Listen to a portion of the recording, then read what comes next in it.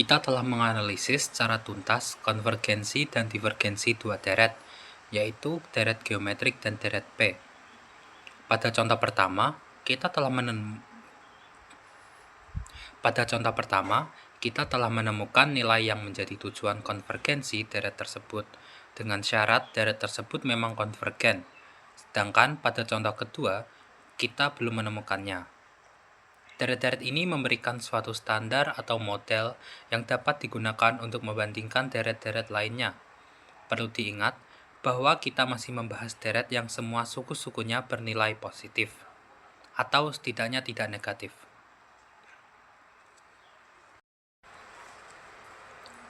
Membandingkan satu deret dengan deret lain.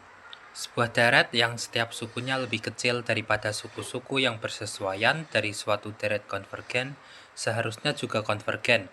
Sedangkan sebuah deret yang setiap sukunya lebih besar daripada suku-suku yang bersesuaian dari suatu deret divergen seharusnya juga divergen.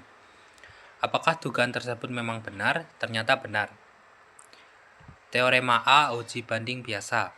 Andaikan 0 kurang dari sama dengan AN kurang dari sama dengan BN untuk N lebih dari sama dengan N. 1.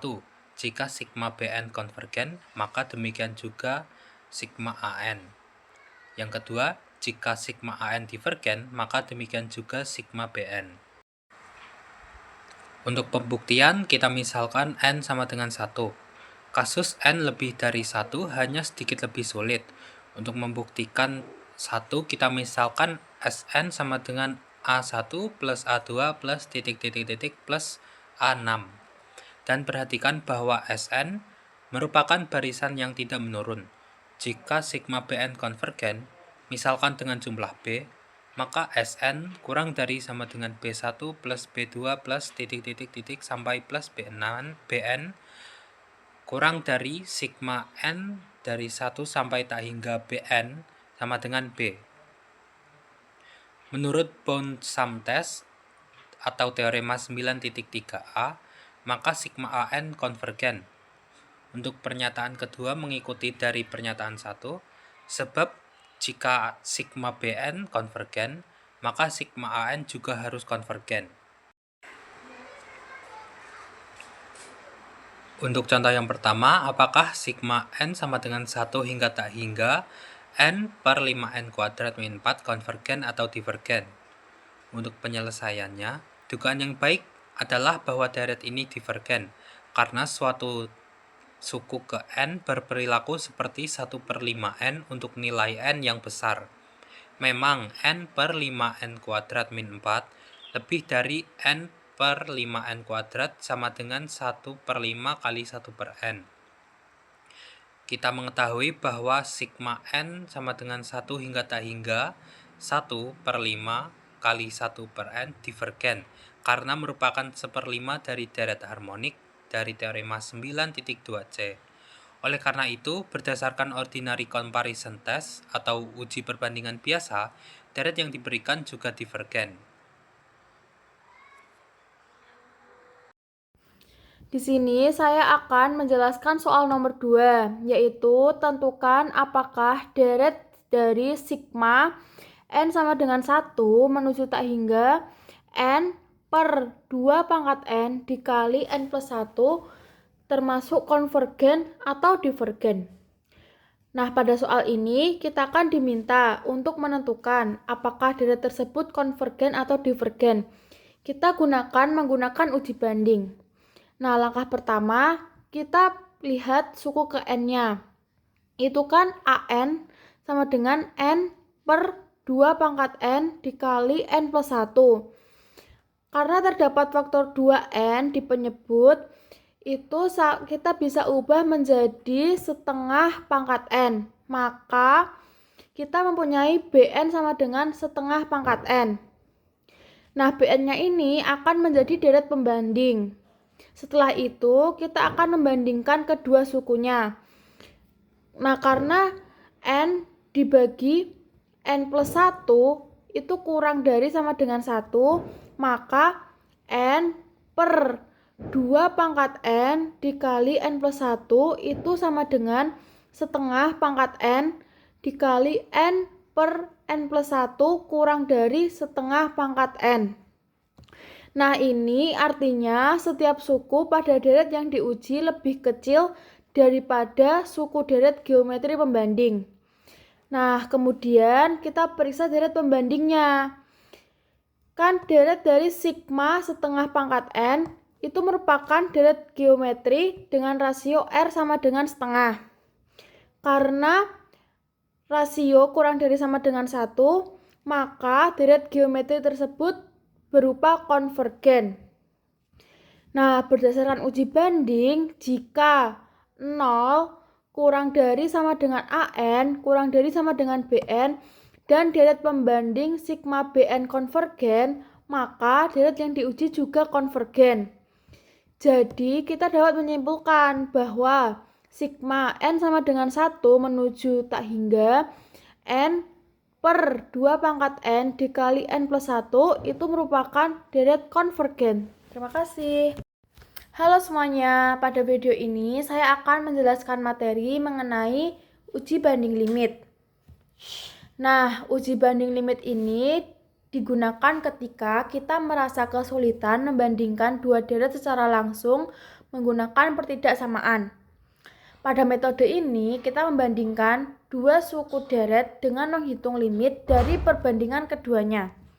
Nah, jika diperoleh limit N menuju tak hingga AN per BN sama dengan L dengan nilai 0 kurang dari L dan L kurang dari tak hingga, maka kedua deret yaitu sigma AN dan sigma BN akan memiliki sifat yang sama.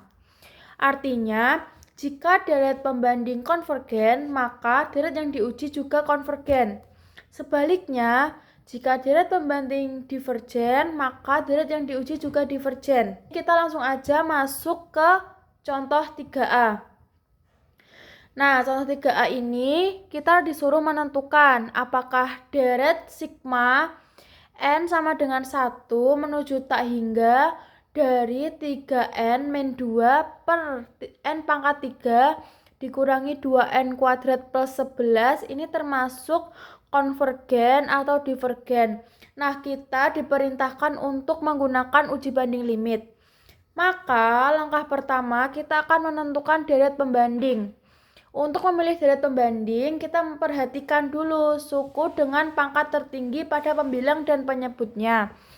Karena untuk nilai N yang sangat besar, suku berpangkat tertinggi akan paling berpengaruh terhadap nilai fungsi. Nah, pada pembilang, suku berpangkat tertinggi adalah 3N.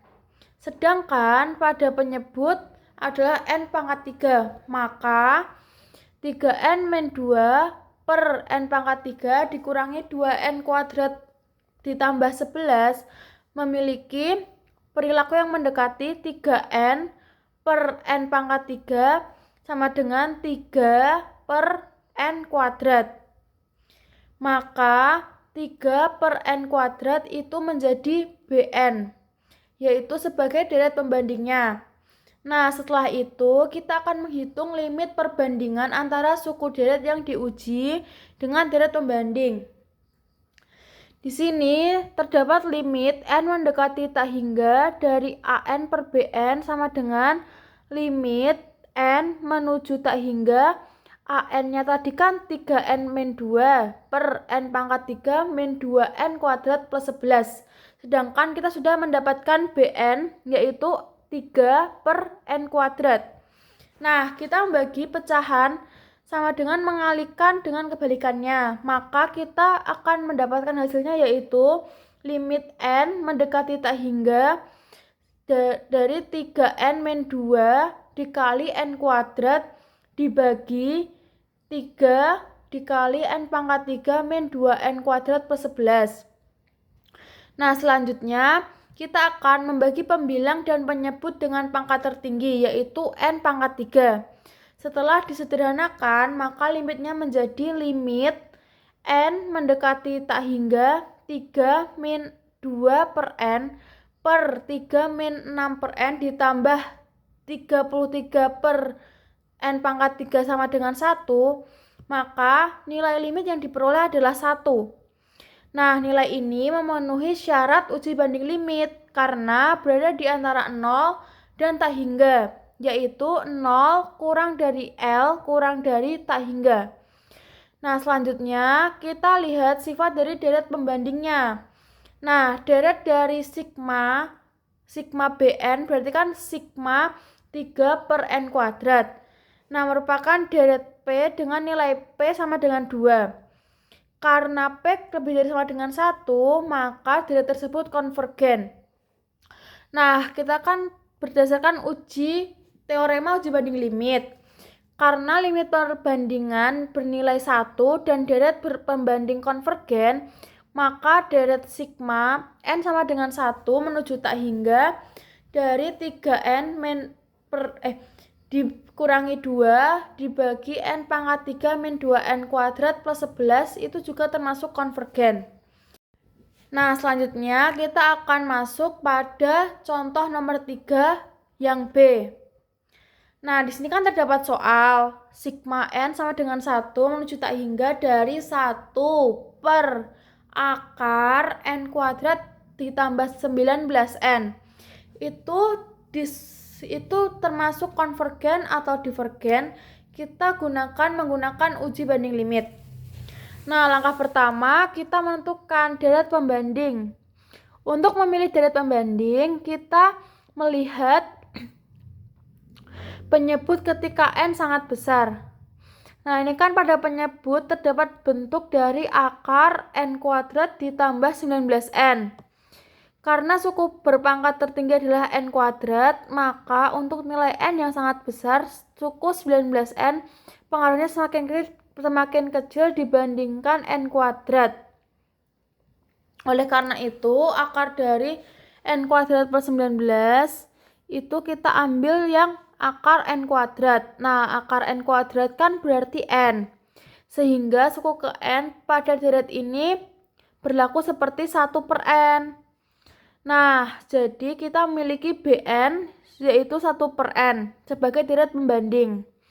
Selanjutnya, kita akan menghitung limit perbandingan antara suku deret yang diuji dengan deret pembanding, yaitu limit N mendekati tak hingga AN per Bn sama dengan limit N mendekati tak hingga AN-nya tadi kan 1 per akar N kuadrat plus 19N. Nah, Bn-nya tadi kan kita udah cari, ketemu 1 per N. Maka kita bagi pecahannya dengan mengalihkan kebalikannya, sehingga menjadi limit N menuju tak hingga N per akar N kuadrat plus 19N. Nah, kita akan membagi pembilang dan penyebutnya dengan N agar mudah dihitung. Sehingga limit N menuju tak hingga sama dengan 1 per akar 1 plus 19N. Nah, karena saat N menuju tak hingga, nilai 19 per N itu mendekati 0, maka limitnya menjadi 1 per akar 1 plus 0 sama dengan 1. Maka kita peroleh limit N menuju tak hingga AN per BN sama dengan 1. Nah, ini kan nilai limitnya memenuhi syarat uji banding limit, yaitu 0 kurang dari L kurang dari tak hingga. Nah, sekarang kita akan melihat dari deret pembandingnya. Kita kan punya deret pembanding tadi kan berarti Bn. Berarti sigma Bn kan sigma 1 per N. Nah, karena sigma 1 per N ini merupakan deret harmonik, dan deret harmonik itu bersifat divergen. Berdasarkan teorema uji banding limit, karena limit perbandingan bernilai 1 dan deret pembanding divergen, maka deret sigma N sama dengan 1 menuju tak hingga 1 per akar N pangkat 2 ditambah 19N juga divergen. Maka kesimpulannya untuk soal nomor 3 yang B adalah deret tersebut merupakan deret divergen. Oke, kita lanjut membahas contoh 4. Apakah deret sigma dari N sama dengan 1 sampai tak terhingga untuk logaritma natural N per N kuadrat itu konvergen atau divergen? Dengan deret apa kita akan membandingkannya? Jika kita coba gunakan b indeks n sama dengan 1 per n kuadrat, kita peroleh bahwa limit n menuju tak terhingga dari a indeks n per b indeks n sama dengan limit n menuju tak terhingga dari logaritma natural n per n kuadrat dibagi 1 per n kuadrat. Hasilnya sama dengan limit n menuju tak terhingga dari logaritma natural n, yaitu tak terhingga. Uji ini gagal karena syaratnya tidak terpenuhi. Sebaliknya, jika kita gunakan 1 per n, kita peroleh limit n menuju tak terhingga dari logaritma natural n per n kuadrat dibagi 1 per n sama dengan limit n menuju tak terhingga dari logaritma natural n per n, yang hasilnya adalah 0. Lagi-lagi, ujinya gagal.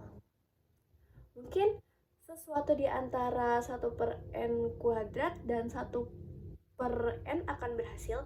Misalnya kita coba 1 per n pangkat 3 per 2. Limit n menuju tak terhingga dari logaritma natural n per n kuadrat dibagi 1 per n pangkat 3 per 2 sama dengan limit n menuju tak terhingga dari logaritma natural n per akar n, yang hasilnya adalah 0. Kesamaan yang terakhir ini menyusul dari aturan L'Hopital. Kita simpulkan dari bagian kedua uji banding limit bahwa deret logaritma natural n per n kuadrat adalah konvergen. Oleh karena 1 per n pangkat 3 per 2 konvergen menurut uji deret P. Berbeda dengan uji banding limit pada teorema sebelumnya yang memerlukan deret eksternal sebagai pembanding, uji rasio ini mengevaluasi sifat deret dengan membandingkan suku-suku dari deret itu sendiri. Uji ini mengukur seberapa cepat suku-suku dari deret mengecil saat indeks n menuju tak hingga. Sangat efektif untuk deret yang melibatkan ekspresi pertumbuhan cepat seperti faktorial atau fungsi eksponensial. Misalkan sigma AN adalah sebuah deret dengan suku-suku bernilai positif, dan andaikan limit rasio suku tersebut adalah limit n menuju tak hingga AN plus 1 per AN sama dengan rho. Jika rho kurang dari 1, maka deret tersebut dikatakan konvergen. Lalu sebaliknya, jika rho lebih dari 1 atau rho menuju tak hingga, maka disebut dengan deret divergen. Lalu jika rho sama dengan 1, uji ini gagal atau tidak memberikan kepastian. Keterbatasan utama rho sama dengan 1 untuk kasus divergen atau deret harmonik yaitu sigma 1 per n. Evaluasi rasio ini menghasilkan limit rho sama dengan 1. Namun secara matematis deret ini terbukti divergen melalui uji integral. Kasus konvergen atau deret P di mana P sama dengan 2, di mana sigma 1 per n kuadrat. Evaluasi rasio juga menghasilkan limit rho sama dengan 1, namun deret ini terbukti konvergen berdasarkan sifat deret P. Contoh 5, di mana sigma 2 pangkat n per n faktorial, suatu eksponensial n faktorial tumbuh jauh lebih cepat dibanding fungsi eksponensial pembilangnya. Langkah penyelesaiannya yaitu formulasikan terlebih dahulu rasio, yaitu dengan membagi suku ke n plus 1 dengan suku ke n, lalu menyederhanakan, di mana memfaktorkan suku pembaginya, yaitu 2 pangkat n plus 1 dikali n faktorial per n plus 1 faktorial sama dengan 2 per n plus 1. Kemudian limit tak hingga, di mana rho sama dengan limit n menuju tak hingga 2 per n plus 1 sama dengan 0. Karena rho sama dengan 0 dan kurang dari 1, maka disebut dengan konvergen. Kemudian contoh ke-6 yaitu di mana sigma 2 pangkat n per n pangkat 20 suku eksponensialnya tumbuh lebih cepat melampaui suku polinomial berpangkat tinggi dari penyebut. Lalu langkah penyelesaiannya yaitu memformulasikan rasio, yaitu dengan membagi suku ke n plus 1 dengan suku ke n, kemudian penyederhanaan aljabar di mana 2 kali n per n plus 1 pangkat 20. Kemudian limit tak hingga, rho sama dengan limit n menuju tak hingga 2 kali n per n plus 1 pangkat 20 sama dengan 2. Karena rho sama dengan 2 dan lebih dari 1, maka disebut dengan divergen. Kita lanjut contoh 7.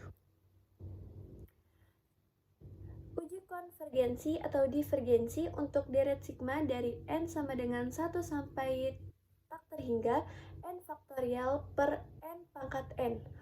Untuk penyelesaiannya, kita akan memerlukan sebuah fakta yang dihasilkan dari teorema 6.5a, yaitu limit n menuju tak terhingga dari dalam kurung 1 ditambah 1 per n tutup kurung pangkat n sama dengan limit h menuju 0 dari dalam kurung 1 ditambah h tutup kurung pangkat 1 per h yang hasilnya sama dengan konstanta E.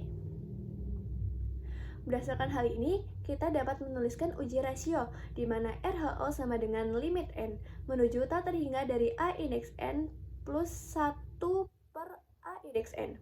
Setelah dijabarkan dan disederhanakan persamaannya menjadi limit n menuju tak terhingga 1 per dalam kurung 1 ditambah 1 per n dipangkatkan n, hasil akhirnya adalah 1 per E, di mana nilai ini lebih kecil daripada 1. Karena nilai RHO kurang dari 1, maka dengan demikian deret tersebut konvergen.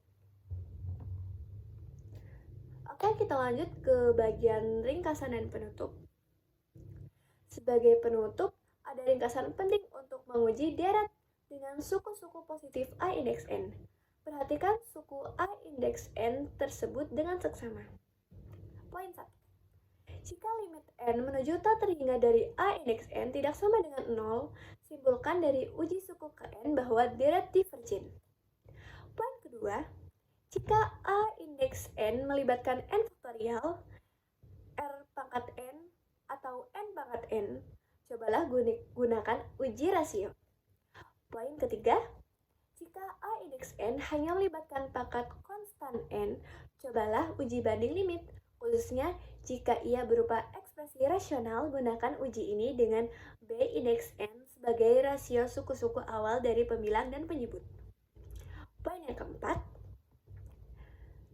jika uji-uji di atas tidak berhasil, cobalah uji banding biasa, uji integral atau uji jumlah terbatas.